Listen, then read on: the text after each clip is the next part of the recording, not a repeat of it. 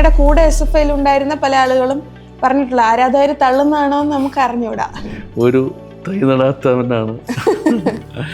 അപ്പം പക്ഷേ അത് എന്തായാലും എനിക്ക് തോന്നുന്നു സർവകലാശാല യൂണിയൻ എന്ന നിലയ്ക്ക് ആ മേഖലയിലേക്ക് ഒരു ശ്രദ്ധ. മോശവത്സലൻ ശാസ്ത്രിയാറിനെ തന്നെ തിരഞ്ഞെടുക്കാം എന്ന സാഹചര്യത്തിലേക്ക് എത്തിയത് എങ്ങനെയാണ്? കുറേയേറെ നിമിത്തങ്ങളുടെ ഒരു ചങ്ങലയുണ്ട് കാര്യത്തിൽ. ഞാൻ ഗവേഷണം നടത്തിയാണ്, പക്ഷേ എന്നേക്കാൾ കൂടുതൽ അറിവ് MLA ഉണ്ടെന്ന് ഇപ്പോഴാണ് മനസ്സിലായത്. എങ്ങനെയാണ് ആ സസ്റ്റൈനബിൾ ഡെവലപ്മെന്റ് എന്ന നിലയിലേക്ക് എത്തുന്നത്? ഞാൻ കമ്മ്യൂണിസ്റ്റ് പാർട്ടിയുടെ ഒരു പ്രവർത്തകനായതുകൊണ്ട് MLA ആണ്.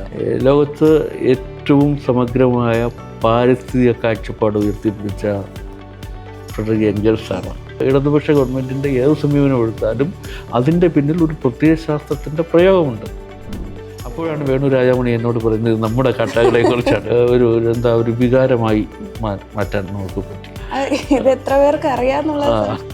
IB സതീഷ് എന്ന വ്യക്തിയിലേക്ക് വരുമ്പോൾ ഒരു ക്രിക്കറ്റ് ആരാധകനാണ്, ക്രിക്കറ്റ് പ്രാന്തനായിരുന്നു. രാവിലെ ഉറക്കം നിൽക്കുമ്പോൾ ഇടത് സൈഡിൽ ബൗൾ ചെയ്യുന്ന കപിൽദേവ്, വലത് സൈഡിൽ ബാറ്റ് ചെയ്യുന്ന കപിൽദേവ്. കോൺഗ്രസ്സുകാരും സമ്മതിക്കുന്നുണ്ട്. ഇതൊരു പ്രധാനപ്പെട്ട ഇൻഫർമേഷനാണ് നമുക്ക്. അതിൻ്റെ ഒരു സാധ്യത ലോകത്തിലാദ്യമായി തിരിച്ചറിഞ്ഞത് ഒരു രാജ്യമല്ല, കേരളം എന്ന സ്റ്റേറ്റാണ്.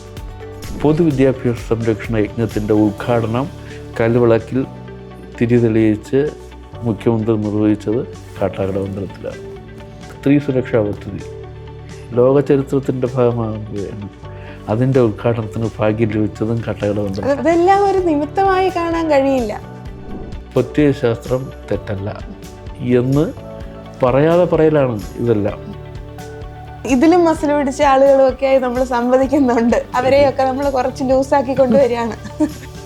കാട്ടാക്കട മില്ലിട്ടേക്കുന്ന മോഹനെ അറിയാം.